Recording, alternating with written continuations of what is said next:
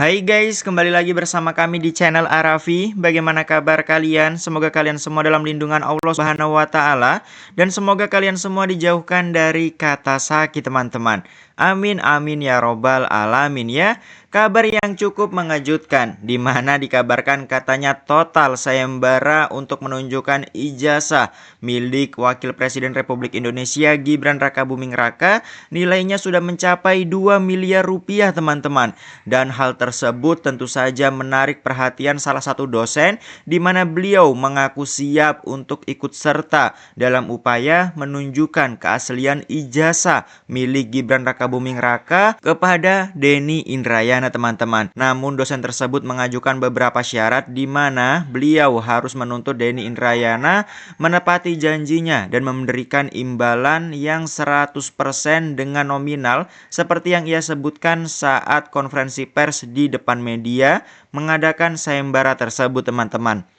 Serta kita juga akan melihat tentang bagaimana tanggapan-tanggapan banyak para warganet yang menganggap kalau kubu Denny Indrayana, Roy Suryo, dan Dr. Tifa ini merupakan dalang-dalang di balik pencemaran nama baik keluarga Pak Jokowi, teman-teman. Ketika sudah lelah memfitnah Pak Jokowi dengan ijazahnya, kali ini muncul tokoh baru yang tidak lain adalah Denny Indrayana yang terus menyerang anak Pak Jokowi.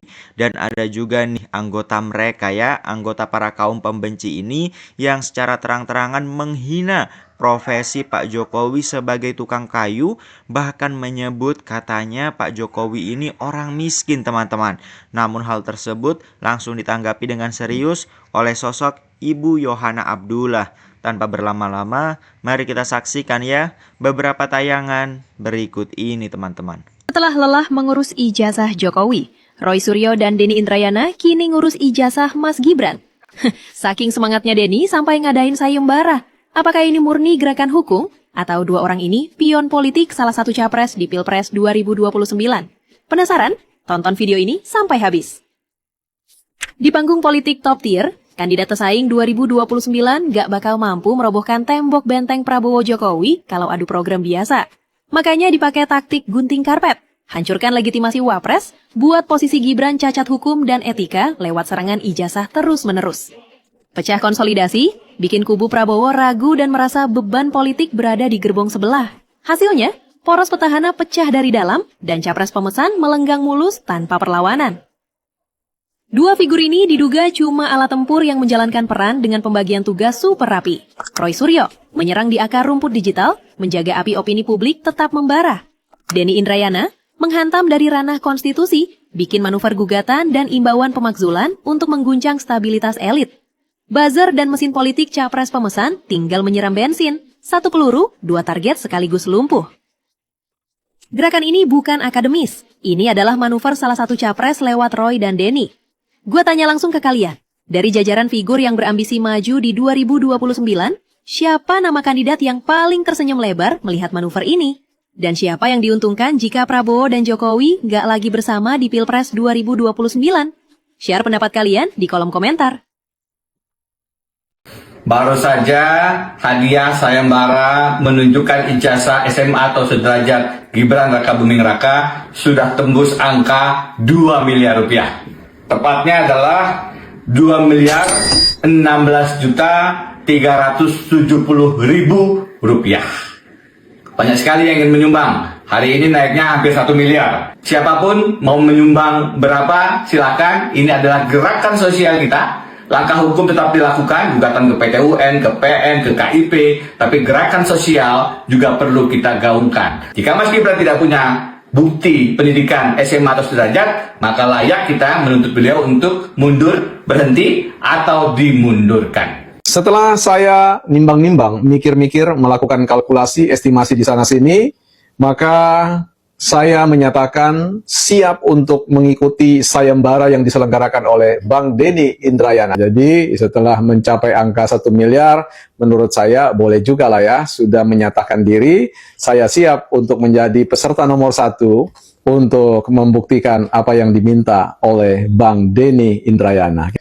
Apa dasar saya? Pertama, tentu negara Australia dan negara Singapura adalah negara yang pernah saya kunjungi. Artinya saya tahu ya jalur mana yang akan saya tempuh ketika saya berada di Singapura dan ketika berada di Australia. Ya, jadi ini sesuatu yang menurut saya ya ada kolega-kolega yang bisa mendampingi saya dalam rangka untuk melakukan riset ya, riset minor lah, riset kecil ya. Mohon Bang Denny Indrayana tolong dicatat baik-baik ya syarat yang saya sampaikan. Jadi syarat yang pertama, tetapkan jumlahnya, jangan berubah-ubah.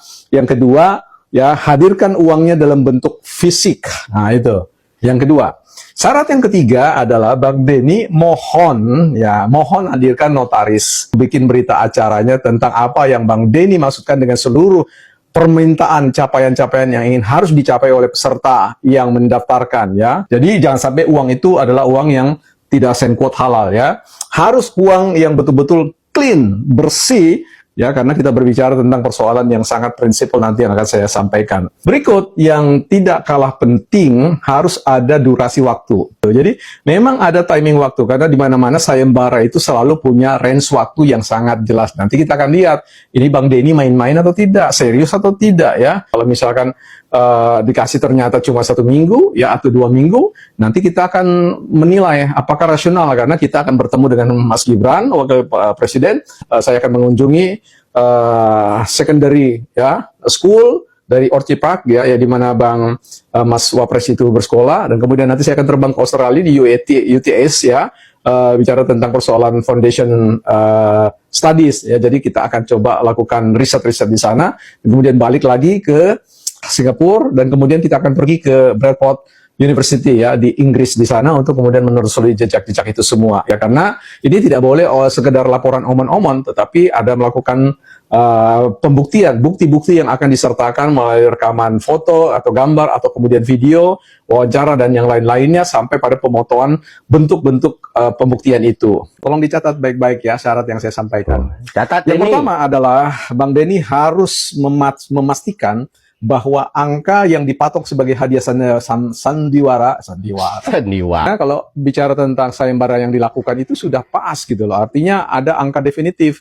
Misalkan ya rebut hadiah sebesar sekian gitu ya. Misalkan 10 miliar ya. Nah, 10 miliar itu definitif, tetap dia tidak berubah lagi. Pertama, ya pastikan berapa yang ingin diberikan. Itu satu ya.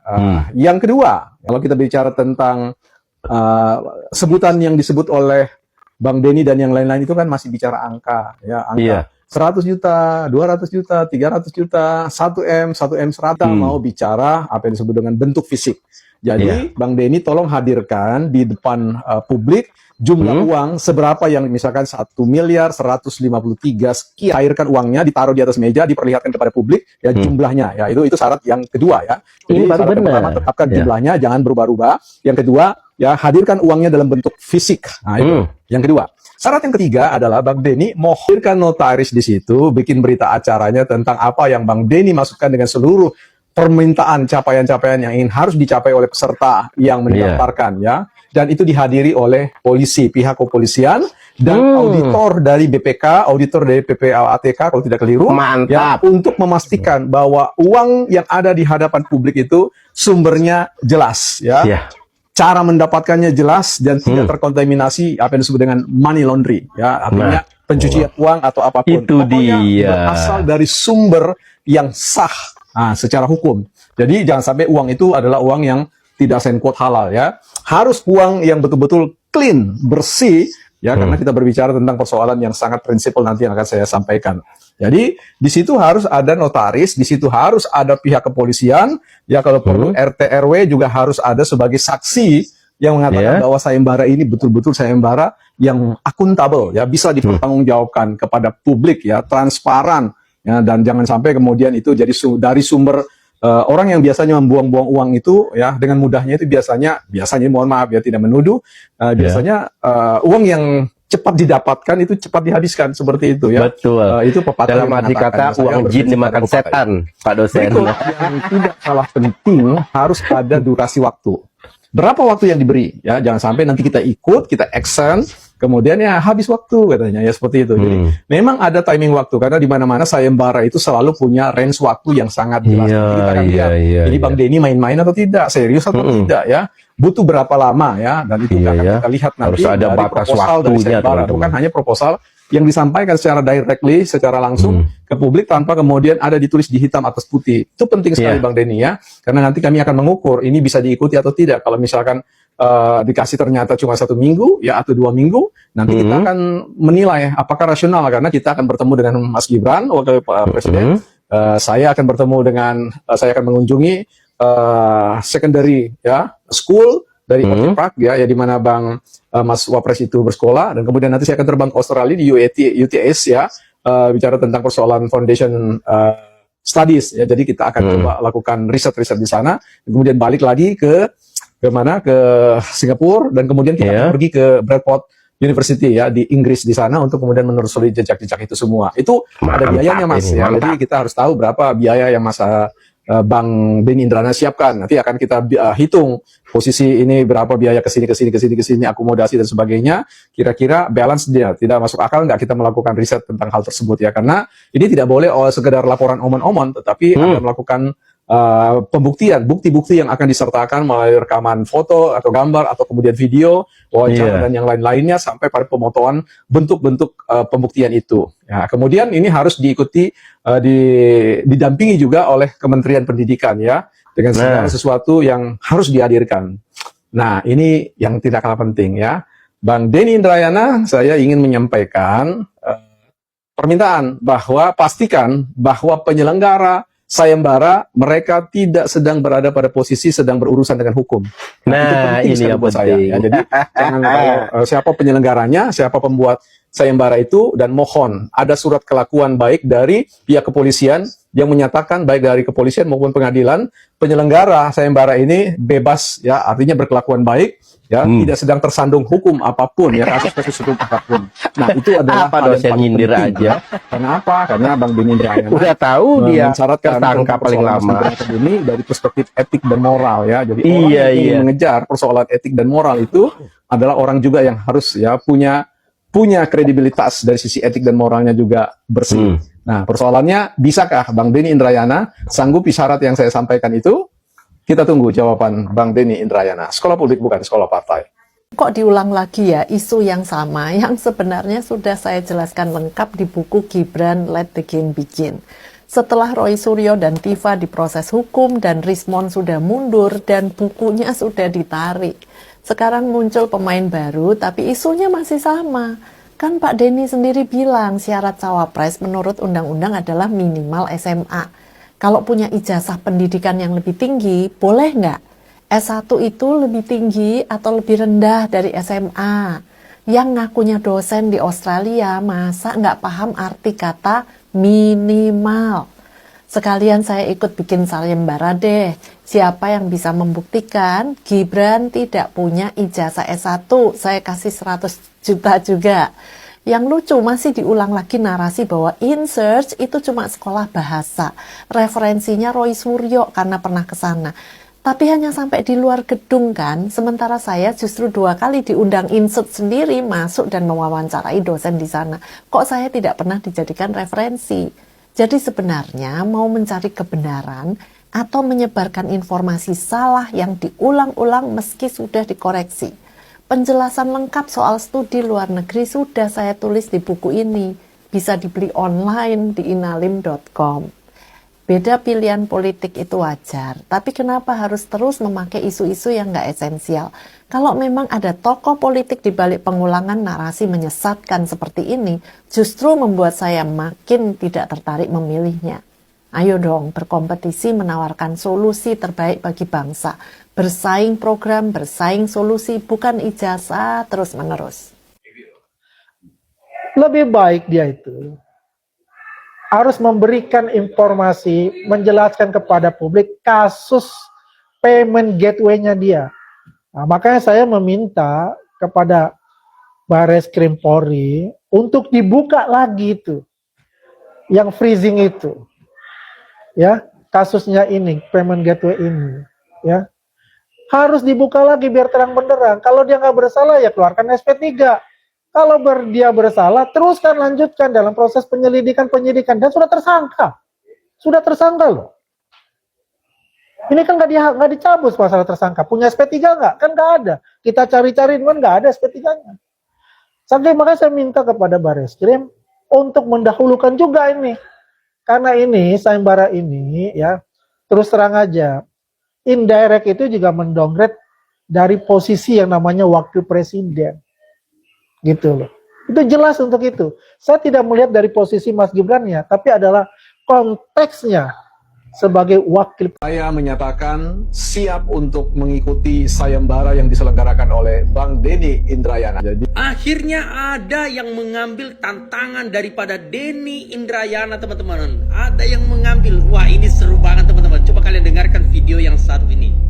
setelah saya nimbang-nimbang, mikir-mikir, melakukan kalkulasi, estimasi di sana-sini, maka saya menyatakan siap untuk mengikuti sayembara yang diselenggarakan oleh Bang Denny Indrayana. Jadi setelah mencapai angka 1 miliar, menurut saya boleh juga lah ya, sudah menyatakan diri. Saya siap untuk menjadi peserta nomor 1 untuk membuktikan apa yang diminta jangan lari oleh lagi Bang Denny Indrayana. Apa dasar saya? Pertama, tentu negara Australia dan negara Singapura adalah negara yang pernah saya kunjungi. Artinya saya tahu ya jalur mana yang akan saya tempuh ketika saya berada di Singapura dan ketika berada di Australia. Kali-kali boleh dikasih. Ini sesuatu yang menurut saya ya ada kolega-kolega yang bisa mendampingi saya dalam rangka untuk melakukan riset ya, riset minor lah, riset kecil ya. Mohon Bang Denny Indrayana tolong dicatat baik-baik ya syarat yang saya sampaikan. Jadi syarat yang pertama, tetapkan jumlahnya, jangan berubah-ubah. Yang kedua, ya hadirkan uangnya dalam bentuk fisik.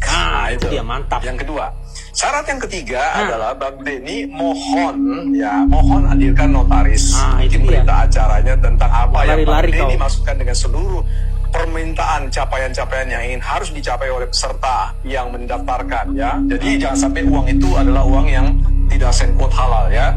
Harus uang yang betul-betul clean, bersih. Mantap. Ya, karena kita berbicara tentang persoalan yang sangat prinsipil nanti yang akan saya sampaikan. Berikut yang tidak kalah penting, harus ada durasi waktu. Jadi memang ada timing waktu, karena di mana-mana sayembara itu selalu punya range waktu yang sangat jelas. Nanti kita akan lihat ini Bang Denny main-main atau tidak, serius atau tidak ya. Kalau misalkan dikasih ternyata cuma 1 minggu, ya rupanya dia apa yang kupikirkan. nanti kita akan menilai apakah rasional, karena kita akan bertemu dengan Mas Gibran, wakil presiden. Saya akan mengunjungi secondary ya school dari Orchid Park ya, yang dimana Bang Mas Wapres itu bersekolah, dan kemudian nanti saya akan terbang ke Australia di UTS ya, bicara tentang persoalan foundation studies ya. Jadi kita akan coba lakukan riset-riset di sana, kemudian balik lagi ke Singapura, dan kemudian kita akan pergi ke Bradford University ya di Inggris di sana untuk kemudian menelusuri jejak-jejak itu semua ya. Karena ini tidak boleh sekedar laporan omon-omon, tetapi ada melakukan pembuktian, bukti-bukti yang akan disertakan melalui rekaman foto atau gambar atau kemudian video, wawancara dan yang lain-lainnya, sampai pada pemotongan bentuk-bentuk pembuktian itu. Menurutku ini akan seru, teman-teman. Kira-kira Denny Indrayana akan kabur lagi kah? Atau dia akan banyak omong-omong lagi kah dia, menurut kalian, teman-teman? Lumayan loh, 1 miliar. Dan aku setuju dengan Bapak ini tadi mengatakan bahwa ya kalau memang betul-betul Denny Indrayana, maka pertama dia harus siapkan uangnya fisik dong, teman-teman ya. Terus kedua harus datangkan notaris, betul, supaya aman gitu loh ya kan. Dia harus sesuai dengan prosedur hukum.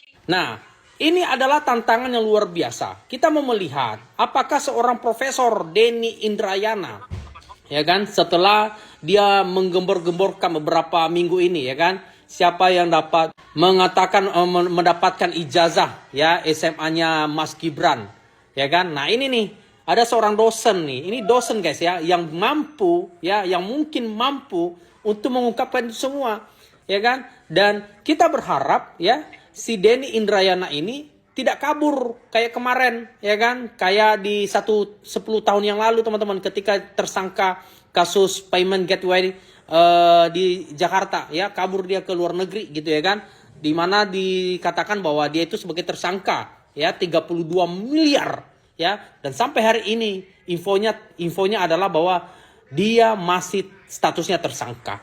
Nah, jadi ayo teman-teman yang ada menonton di sini, tolong video ini di-up ya. Tujuannya apa? Supaya Denny tidak bisa berkutik. Nah, ya, jangan sampai nanti dia lagi banyak omong-omong, banyak omon-omon, banyak si prikitiunya. Nah, itu dia guys ya. Oke. Kita memang betul-betul, memang orang-orang yang seperti ini harus ada memang orang-orang yang berani guys. Dan betul-betul juga memang orang-orang seperti ini memang harus, kalau tantangan ya harus diikuti ataupun diterima tantangannya. Sehingga apa? Coba kita lihat ya kan, apakah mampukah Denny Indrayana menyanggupi apa yang dikatakan? Kalau menurut aku sih, kalau memang betul-betul si Denny Indrayana ini ya kan betul-betul nih ya, maka harusnya 1 miliar mah kecil buat dia mah, kecil. Apalagi kalau pantungan sama teman-temannya ataupun pendukungnya gitu ya kan, mungkin 5.000 kan lumayan itu kan, bisa sampai di 1 miliar teman-teman. Nah gitu, coba deh. Jadi sekali lagi teman-teman, ayo kita support bapak ini, pak dosennya ini ya, dia menerima tantangan si Denny ya. Teman-teman tolong di-up videonya supaya Denny-nya tidak lari ya, biar apa yang dilakukan selama ini, sampaikan selama ini ya, dia bisa mempertanggungjawabkan. Jangan cuma omong-omong saja, Pak. Jangan cuma bikin gaduh pula, ya kan? Jangan-jangan dia bikin gaduh selama ini, kan gitu ya kan? Ah, coba. Kalau dia serius, ya, kalau dia serius, Bapak ini tadi sudah menantang bahwa siapkan uangnya, siapkan notarisnya. Ah, gitu. Gimana pendapat kalian teman-teman? Keren kan? Gimana? Kita apa ya? Kita ini ya, kita viralkan ini ya, supaya apa? Supaya Denny-nya jangan sampai dia kabur, guys. Nih, dengerin baik-baik ya. Ini yang ngomong orang yang memang sekolah di luar negeri loh. Jadi dia tahu kondisi sekolah di luar negeri itu seperti apa, khususnya Singapura sama Australia. Dengerin baik-baik. Tapi karena sekolahnya di luar, saya punya banyak, SMA saya juga internasional Bang. Banyak teman-teman saya yang pathway-nya itu berbeda. Jadi ada yang ke Singapura, terus Australia, Singapura, Amerika, macam-macam lah. Jadi saya cukup tahu banyak lah. Kalau di Singapura setelah lulus SD, ya kita tuh masuk yang namanya O level, bukan SMP, bukan SMA. Nah, aneh ya. Jadi O level ini setara SMP plus 1 tahun. Nah, agak bingung. Tapi anggaplah ini setara lulusan SMP kalau di Indonesia ya. Jadi kalau orang mikir, oh masuk di Singapura, O level lulusan SMP kok bisa ke Australia? Wah ini SMA-nya kok bolong. Berarti lu nggak lulus SMA? Benar. Karena di Singapura tidak mengenal SMP SMA, taunya O level. Jadi karena 4 tahun setelah O level, nah ada 2 cabang terbuka nih. Bis O level mau ngambil politeknik, kayak ya sekolah politeknik di Indonesia lah. Atau kita mau, tidak make sense kalau semuanya nggak sesuai dengan sistem Indonesia lalu dibilang fraud atau palsu, salah.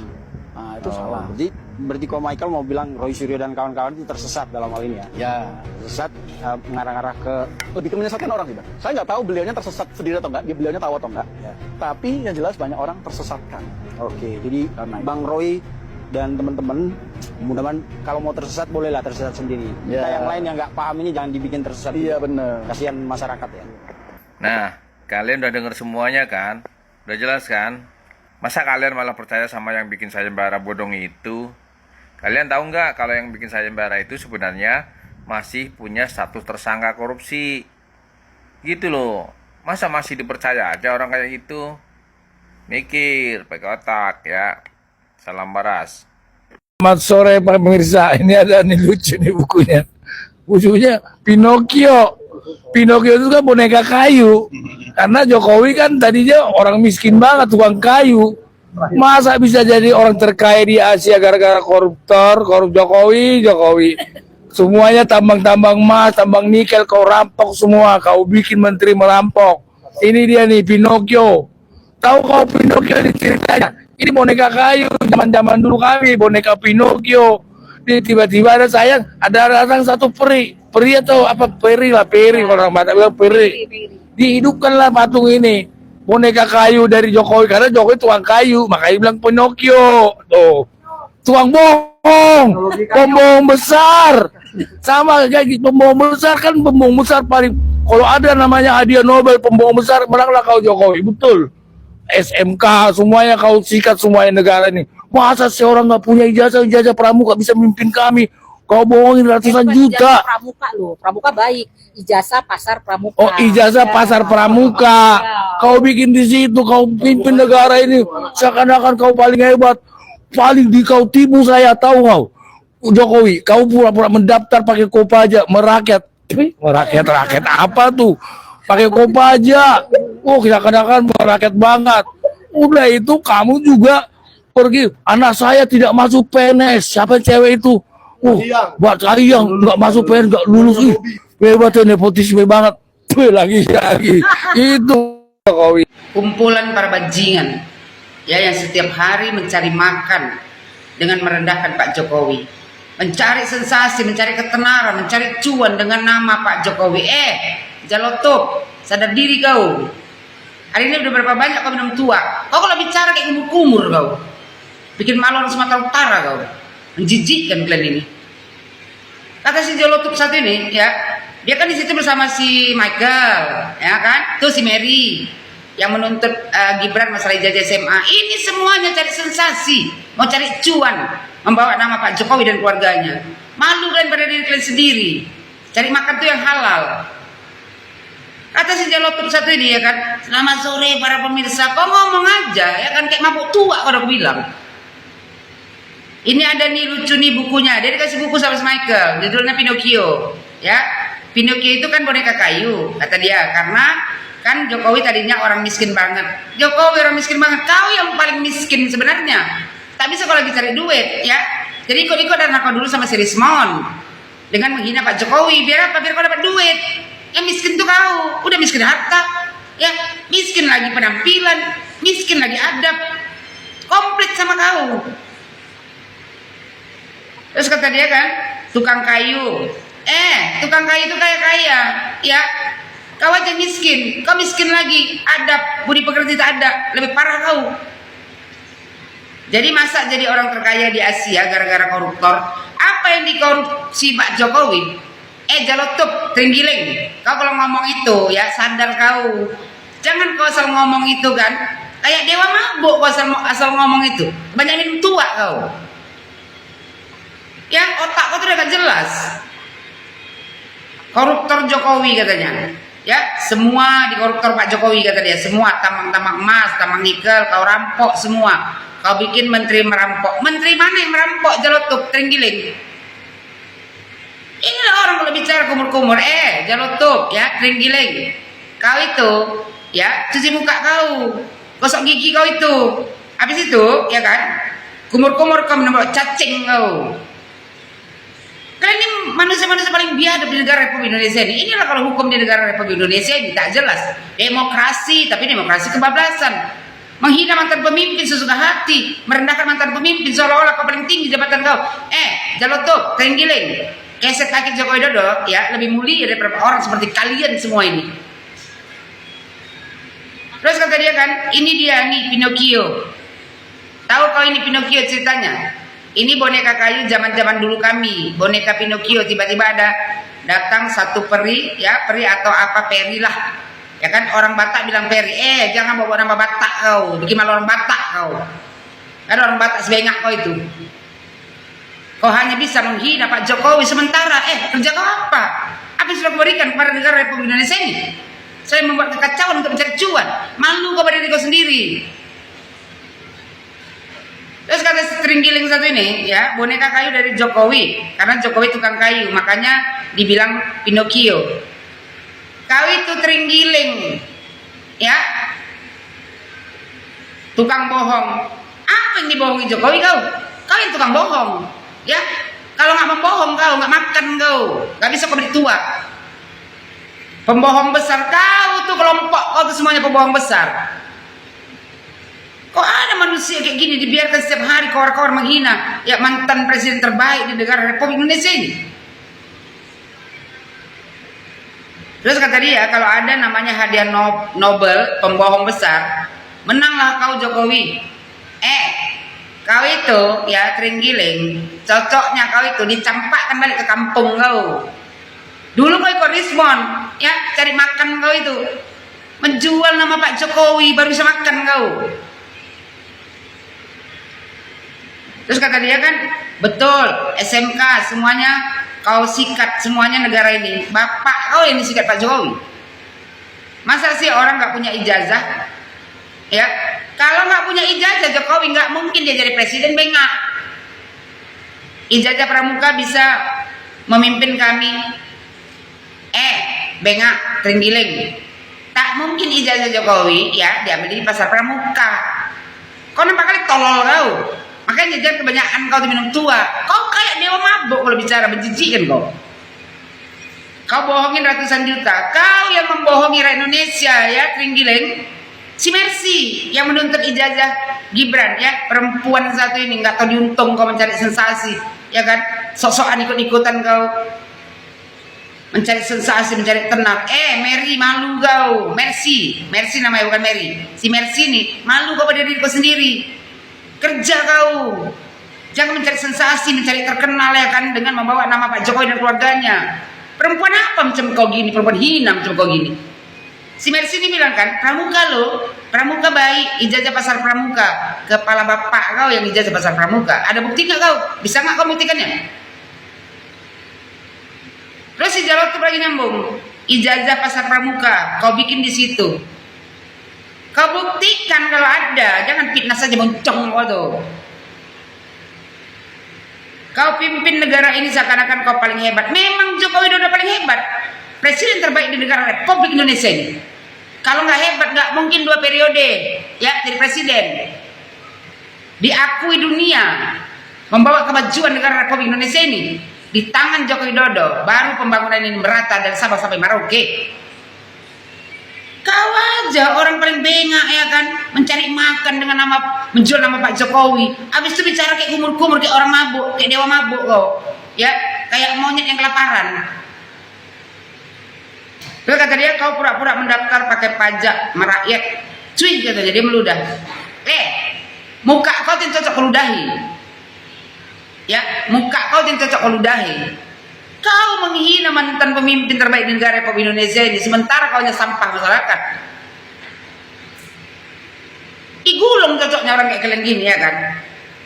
Memuakkan setiap hari, merendahkan mantan pemimpin, seolah-olah kau tinggi kali jabatan kau, sementara kau hanya sampah masyarakat, mencari makan ya dengan menjual nama Pak Jokowi. Kalau nggak kau jual nama Jokowi Widodo, nggak makan kau.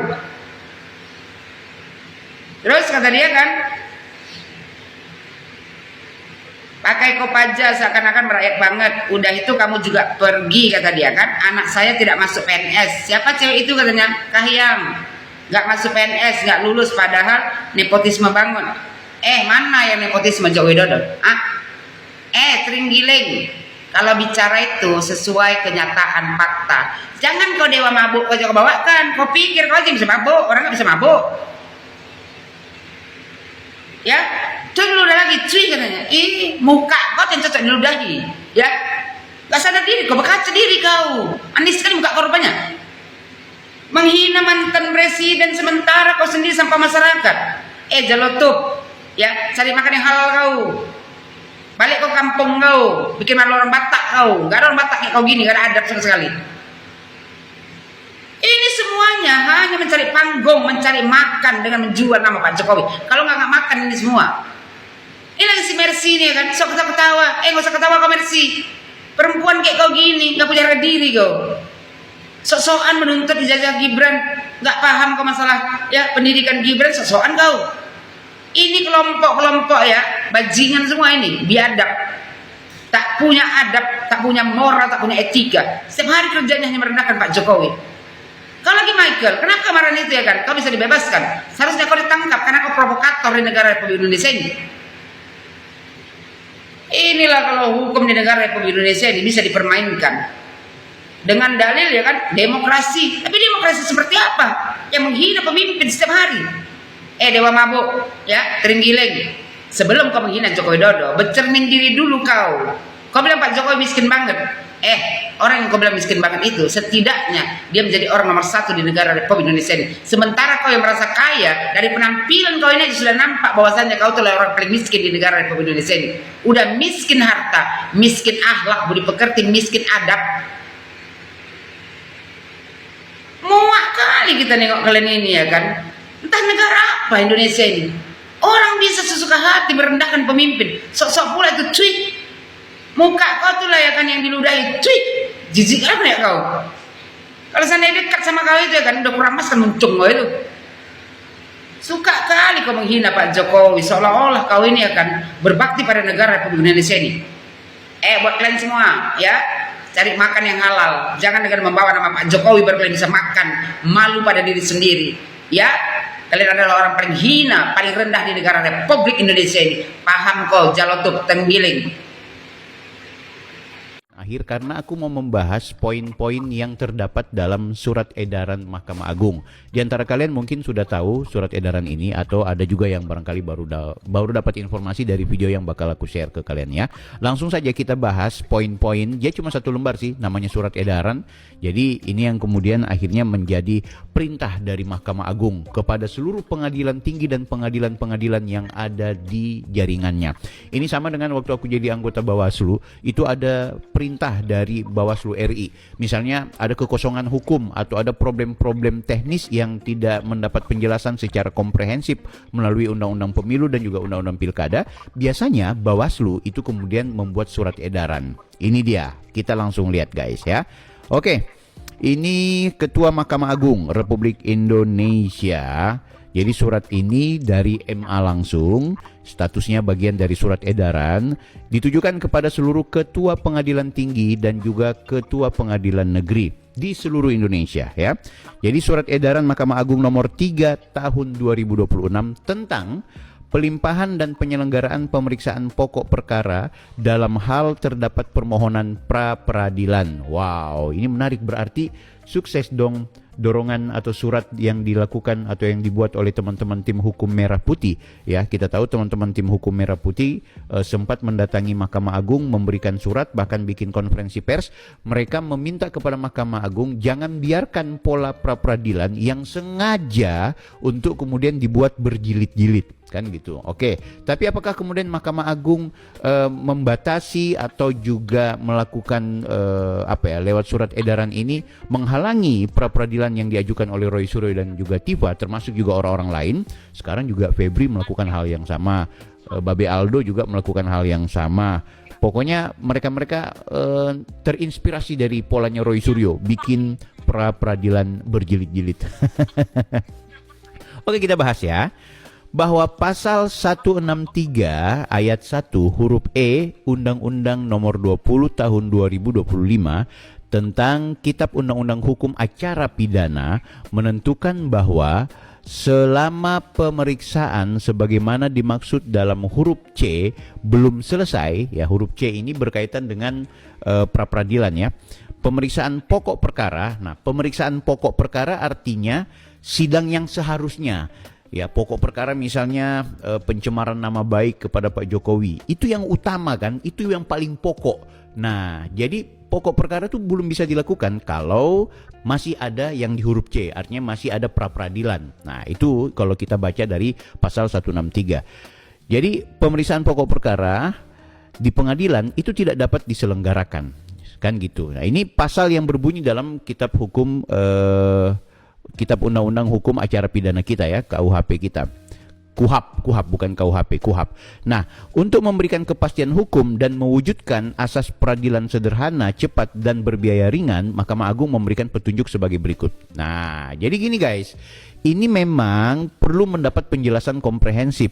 Anda bayangkan selama masih ada pra-peradilan, ya, berarti materi pokok perkara itu belum dilakukan. Artinya sidang yang berkaitan dengan masalah yang utama, misalnya kasus korupsi. Kasus korupsinya belum dibongkar secara substansi, tapi yang dibongkar soal teknik atau masalah administrasi, penangkapan bla bla bla bla bla. Tapi itu boleh dilakukan selama cukup 1 kali atau 2 kali dalam berperkara. Persoalan yang dilakukan oleh Roy Suryo itu berjilid-jilid.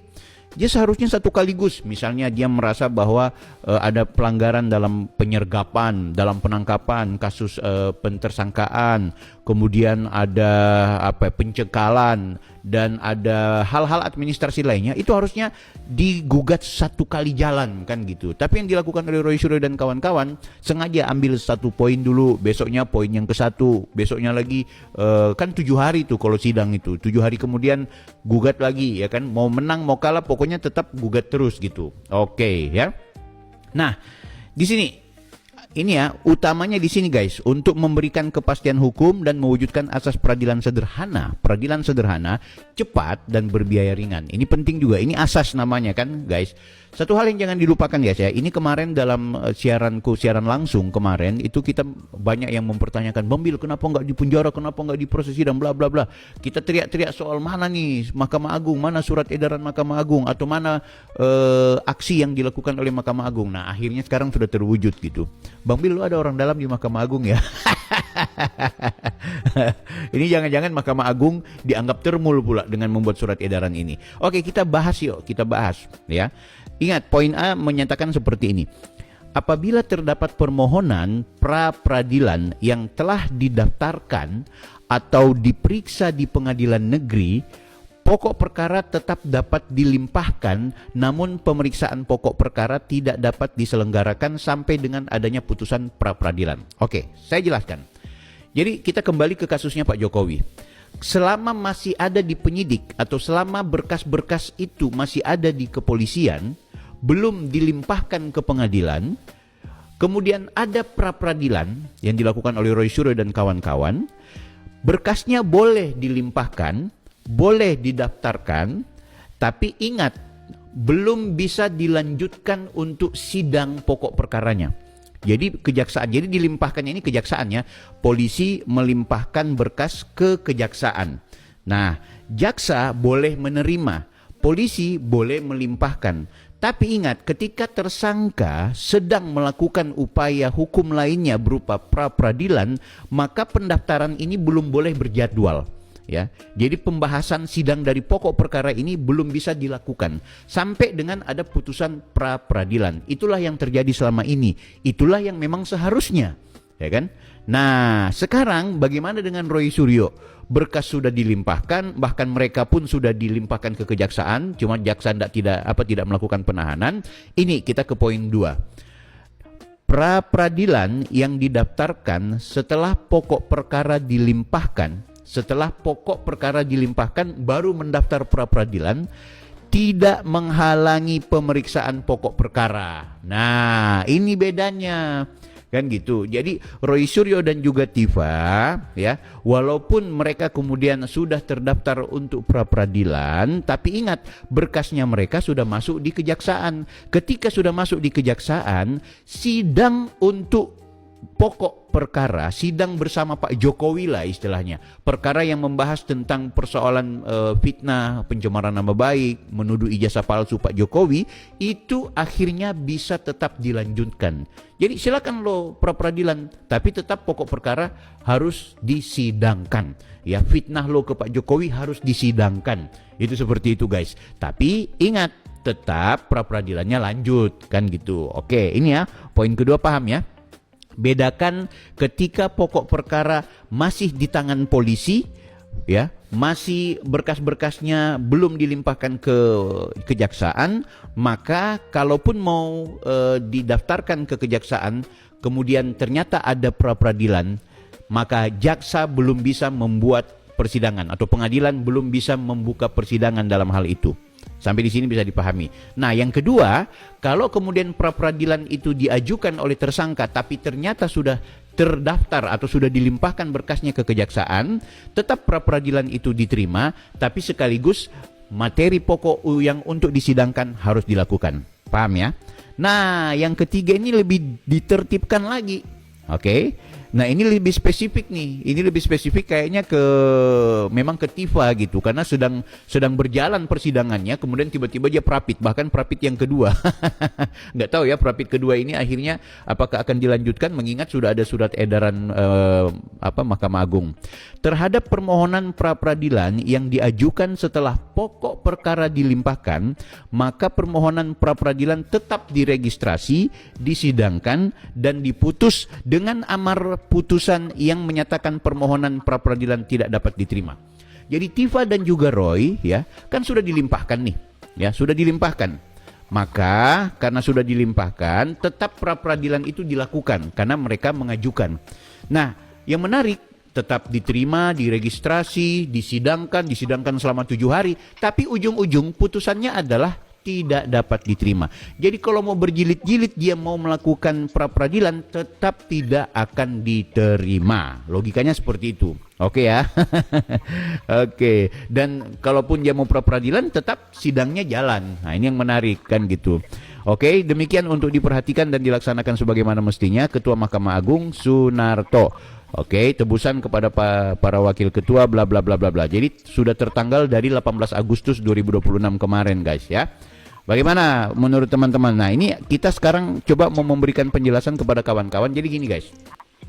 Kalau sampai dengan surat edaran Mahkamah Agung ini ternyata sudah di-share dan sudah diketahui oleh semua pihak, tapi ternyata Roy Suryo dan juga Dr. Tifa tetap berkeinginan untuk pra-peradilan, itu merugikan mereka sendiri. Kenapa? Karena pasti akan ditolak, atau bahasanya Refli Harun, tidak dapat diterima. Jadi justru itu akan menghalangi. Nah sekarang mereka kan bilang, kami tidak menunda-nunda, kami juga nggak mau bikin pra-peradilan, kami yang jelas mau melakukan yang namanya proses persidangan. Oh, dia juga itu kan bahasa-bahasa apologi gitu. Nah akhirnya ketika sudah surat edaran ini keluar, dia sudah tahu apapun yang dilakukan, apapun pra-peradilan yang diajukan, yang dia gugat, tetap tidak dapat diterima. Jadi mau apa lagi perapit-perapit yang dilakukan? Ayo kita dukung Roy Suryo, kita dukung Dr. Tifa, segera berperkara yang paling pokok. Apa? Bertemu dengan Pak Jokowi di sidang nanti ya. Kalian kan suka itu, kalian bilang bahwa Pak Jokowi tidak mau datang, itu bohong aja bla bla bla bla. Kalian kan bilang ijazahnya Pak Jokowi itu palsu bla bla bla bla. Kalian kan bilang bahwa Pak Jokowi itu pembohong bla bla bla bla. Pokoknya apa saja tuduhan-tuduhan kalian, silakan pertanggungjawabkan di persidangan yang sebentar lagi. Kalian pasti bakal menerima jadwalnya. Masih mau pra-peradilan, masih mau berjilid-jilid. Guys, sudah tegas. Kita mengucapkan terima kasih kepada Mahkamah Agung yang otomatis bakal difitnah ini. Ini jangan-jangan Mahkamah Agungnya ini bla bla bla. Itu aja kemarin ada debat antara Al-Katiri dengan Pak Rifai, di mana dia menganggap bahwa surat edaran Mahkamah Agung itu tidak lebih tinggi daripada undang-undang. Om, kita juga tahu itu, tapi yang jangan dilupakan dalam konteks hukum, hal-hal yang kemudian bisa meringankan, hal-hal yang kemudian bisa menyederhanakan, maka yang digunakan adalah produk hukum yang di bawahnya, kecuali ada yang bertentangan. Sementara dalam konteks undang-undang yang kita ketahui bersama, kalau kita tadi pelajari, bahwa tidak bertentangan antara surat edaran dan juga yang berkaitan dengan undang-undang. Disitulah pentingnya ada petunjuk teknis. Surat edaran itu kan ada petunjuk teknisnya. Begitu juga dengan keputusan, begitu juga dengan surat keterangan, begitu juga dengan surat segera, surat penting, ya, surat edaran. Semua surat-surat yang berada di bawah langsung dari lembaga yang berkapasitas. Nah itu ya guys ya, bagaimana pendapat kalian setelah melihat beberapa tayangan-tayangan tersebut teman-teman? Tulis pendapat kalian di kolom komentar dan nantikan updatean video kami selanjutnya. Wassalamualaikum warahmatullahi wabarakatuh.